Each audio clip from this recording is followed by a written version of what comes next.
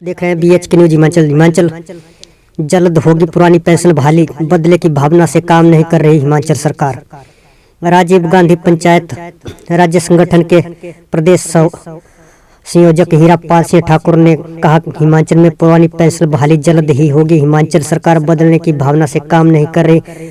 पूर्व मुख्यमंत्री जयराम ठाकुर और भाजपा के कई विधानसभा चुनावों में हुई हार से बौखलाहट के कारण हो हल्ला कर रहे हैं। अभी प्रदेश में कांग्रेस सरकार के गठन और सुखविंदर सिंह सुक्खू के मुख्यमंत्री बने 10 ही दिन हुए हैं। उन्होंने कहा कि OPC की बात हो या 1500 रुपए महिलाओं को देने की बात हो, कांग्रेस सरकार इस कार्य कर रही है। अगर सुखविंदर सुक्खू के स्वास्थ्य की समस्या सामने नहीं आती तो आज ही यह घोषणा धर्मशाला में की जानी थी। BH के न्यूज के लिए सुंदरनगर से यादविंद्र कुमार की रिपोर्ट। आप देखते रहिए BH के न्यूज हिमाचल। धन्यवाद। आप देख रहे हैं BH के न्यूज हिमाचल। जल्द होगी पुरानी बैठे मुख्यमंत्री या उनके मंत्री या जो उनके प्रवक्ता वो 10 दिन में इतने बौखलाहट में आ गए कि उन्होंने मुख्यमंत्री के स्वास्थ्य कारण को भी ध्यान में न रखते हुए ऐसे बयानबाजी कर रहे हैं कि जैसे कोई बहुत बड़ा तूफान हिमाचल प्रदेश में आया है।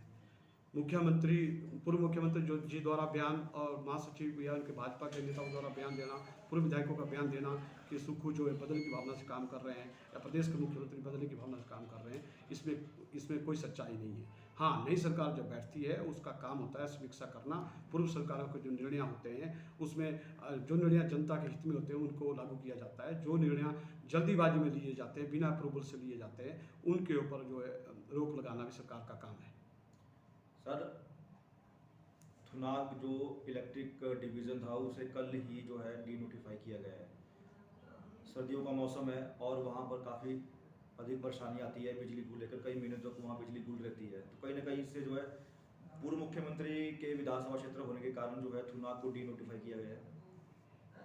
कोई कार्यालय खोलने से बिजली की सप्लाई और डिमांड के ऊपर कोई फर्क नहीं पड़ता है। वो जो कार्यालय खोले गए थे वो इसलिए खोले गए थे मुख्यमंत्री जी द्वारा अपने क्षेत्र में कि जिससे जो है वहाँ एक स्टाफ वहाँ बैठे और अलग से उसका फोकस उस चुनाव क्षेत्र में हो। परंतु ऐसा नहीं है, जो चुनाव कार्यालय मंडी या और जगह से उनकी देख रख में भी वहाँ कार्य देखा जा सकता है। इसका कोई शीत ऋतु से या ठंड से प्रकोप से बचने से कोई उसका कोई अहमियत नहीं रखता है। और कार्यालय खोलना ठीक है, उसके ऊपर खोला है पूर्व मुख्यमंत्री जी ने, उसके ऊपर समीक्षा की जाएगी। डीनोटिफाई करना कोई तानाशाही आदेश तो है नहीं, परंतु उसके ऊपर देखा जाएगा कि वहाँ जस्टिफाइड बनेगा तो सरकार उसके ऊपर जो अमल करेगी आने वाले समय में। सर, कांग्रेस के द्वारा और प्रियंका गांधी के द्वारा कहा गया था कि 10 दिनों में OPS बहाली की जाएगी। अभी तक OPS की बहाली नहीं हो पाई है। 10 दिन अभी 10 दिन हमारी सरकार को बने हुए अगर हमारे मुख्यमंत्री जी यानी कोरोना पॉजिटिव नहीं आते तो आज ये लागू हो जाना था और मीडिया ने आज बोलना था कि आज लागू कर दिया कांग्रेस पार्टी ने। ये ठीक है कि उनका स्वास्थ्य कारण उन्हें देश के प्रधानमंत्री से मिलना था और उनका समय भी दे दिया गया था, परंतु वो स्वास्थ्य कारण या कोरोना पॉजिटिव आने के कारण नहीं मिल पाए, तो इसमें हो हल्ला करने की कोई जरूरत नहीं है। सर, OPS को लेकर कांग्रेस का क्या मॉडल रहेगा हिमाचल में? OPS को लागू करने के लिए हमारे जो कांग्रेस शासित राज्य है, चाहे छत्तीसगढ़ है, चाहे राजस्थान है, चाहे आपका झारखंड है, तो इन राज्यों में जिस तरीके से बनाया गया है उस तरीके से हम इसको लागू करेंगे। और इसमें हमारा केंद्र सरकार से भी हमारी निवेदन रहेगा कि वो लागू करने में हमारी मदद करे और कि वो कहीं सामाजिक रूप से नहीं जा सकता है तो वो दिल्ली में बैठ के जहाँ उनको कोरोना पॉजिटिव किया गया है वहीं से वो आदेश देंगे। अब वो नई जनता के बीच में जा सकते हैं, उसके लिए एक उनका स्वास्थ्य कारण ही मेन मुद्दा। बाकी हमारे मंत्री और सभी लोग काम करेंगे। आने वाला समय है, अभी भाजपा को इतनी जल्दी नहीं दिखानी चाहिए। सर, विक्रमादित्य के द्वारा कल जो है शिमला में कहा गया है कि उनके पारिवारिक मामले को चुनावों के समय उठाना, इसके पीछे जो असली लोग हैं उनका नाम जल्दी जो है उनके नामों को खुलासा हो, क्या कहेंगे? विक्रमादित्य जी का जो मुद्दा है वो निजी है और निजी उनका पारिवारिक मुद्दा है। उसमें किसी भी नेता का, किसी भी अधिकारी का कोई वो नहीं है। जिसने उठाया उसमें हो सकता है हमारे विपक्ष के लोग बैठे हैं और राजस्थान में कोई उनके लोग होंगे हमारी सरकार के बारे में कुछ इस तरह मैसेज देना चाहते होंगे। बाकी विक्रमादित्य जी के साथ जो उनका मुद्दा है वो पारिवारिक है और वैसे हम उनके साथ है। जो ये जो लड़ाई जो न्यायालय में लड़ी जाएगी, ये विक्रमादित्य जी ने खुद कहा है, इससे कोई सरकार का कोई लेना देना नहीं है। सर, जो दिल्ली वाला मुद्दे की बात की मैंने, आप मेरा मुद्दा नहीं सुन पाया। मेरा बोलने का मतलब ये था कि सरकार के गठन को लेकर हिमाचल प्रदेश में और उसके बाद लगातार जो है केंद्र से ही जो है, जो कांग्रेस का नेतृत्व है वहाँ से गाइडलाइनें दी जा रही है और उन्हीं के द्वारा जो है निर्णय लिए जा रहे हैं, उस पर क्या कहेंगे? केंद्रीय हाईकमान सभी की होती है, चाहे आपकी सरकार है चाहे पिछली सरकार रही है। केंद्रीय हाईकमान के जरिए सारा ये चीज़ें तय की जाती है, क्योंकि हमारे सभी नेता काम कर रहे हैं। सभी नेताओं ने जो विधायक चुन के गए हैं, हमने कैसा मंत्रिमंडल गठन करना है उसमें केंद्रीय नेतृत्व को तो हस्तक्षेप रहता ही है, चाहे कोई भी राजनीतिक दल है। और उससे पहले हम जनता के हित की बात करेंगे, तो ठीक है, उनके दिशा निर्देश चलेंगे, उनको मानना भी चाहिए और ये डेमोक्रेटिक सेटअप है। जैसे उसके ऊपर महिलाओं को 15% देने की बात कही थी, उस पर जो है कांग्रेस सरकार काम कर रही है। और वो अगर मुख्यमंत्री जी का स्वास्थ्य ठीक होता तो आज ही वो घोषणा हमारी धर्मशाला में हो जानी थी, परंतु मुख्यमंत्री के स्वास्थ्य ठीक नहीं होने के कारण वो थोड़ा डिले हुआ है।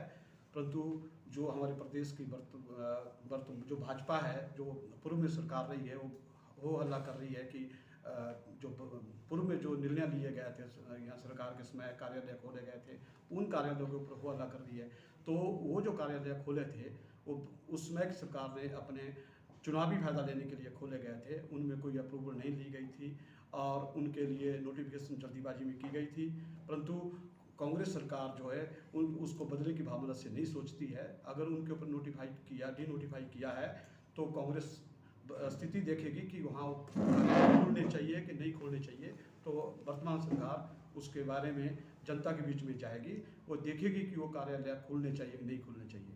इसके ऊपर भाजपा नेताओं का, चाहे प्रदेश का महासचिव है, चाहे पूर्व मुख्यमंत्री जी है, वो हल्ला कर रहे हैं कि वर्तमान मुख्यमंत्री बदले की भावना से कार्रवाई कर रहे हैं। और ये बड़ा दुख विषय है, क्योंकि कांग्रेस विपक्ष का भी मान सम्मान रखती है और सत्ता पक्ष में बैठे लोग हैं, चाहे आम जनता के हक में बात करेगी। और भाजपा को हो हल्ला नहीं करना चाहिए इसमें, क्योंकि समय देना चाहिए सरकार को।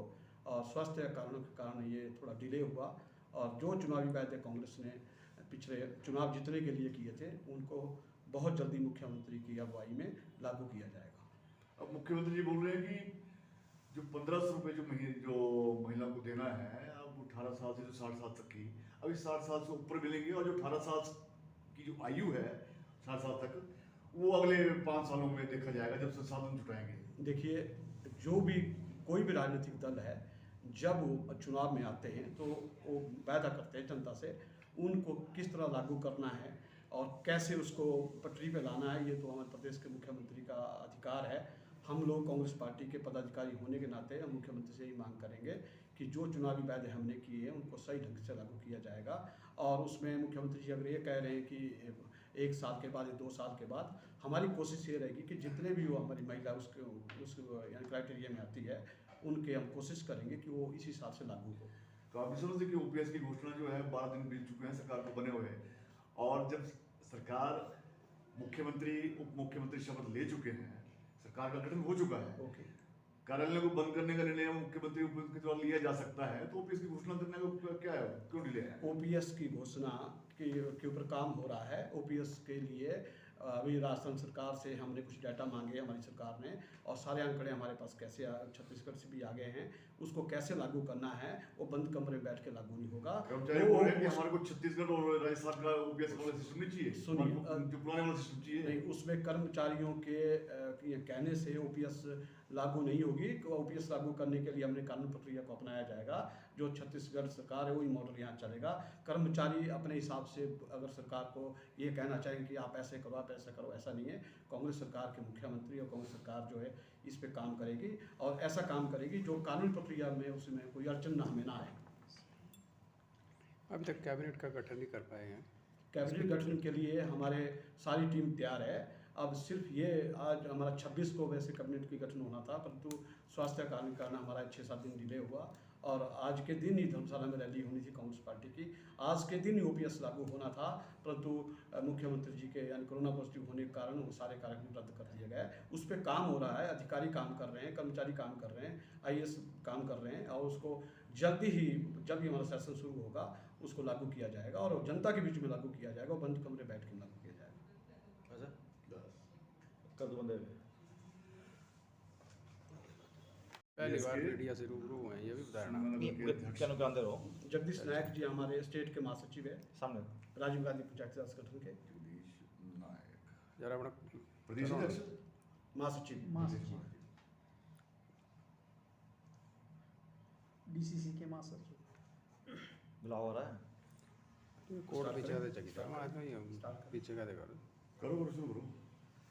यानी चर्चा तो करते रहना अभी बैठ सिलेक्शन लेनी है। सबसे पहले हम सुंदर के मीडिया का मैं बहुत धन्यवाद करता हूं कि मेरे एक छोटे नोटिस पे आप लोग यहां आए, और जहां तक आज का मुद्दा है वो मुद्दा है कि वर्तमान सरकार अभी 10 दिन बने हुए और उस पर भाजपा के नेता जो अपनी हार से बौखलाए हुए हैं वो ऐसी बयानबाजी कर रहे हैं जैसे कांग्रेस को 6 महीने हमारी सरकार को बने हुए हो गए।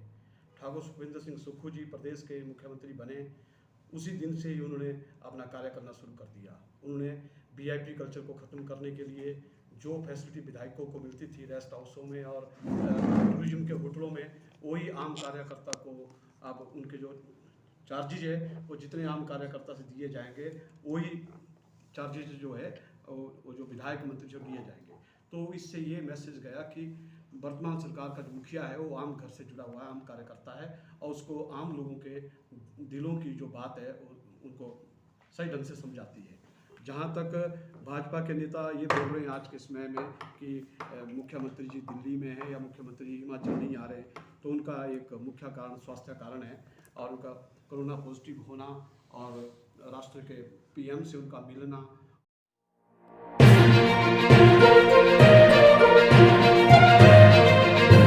हमसे जुड़े रहने के लिए हमारे YouTube चैनल को सब्सक्राइब करें और नई वीडियो की नोटिफिकेशन के लिए बेल आइकॉन को दबाएं।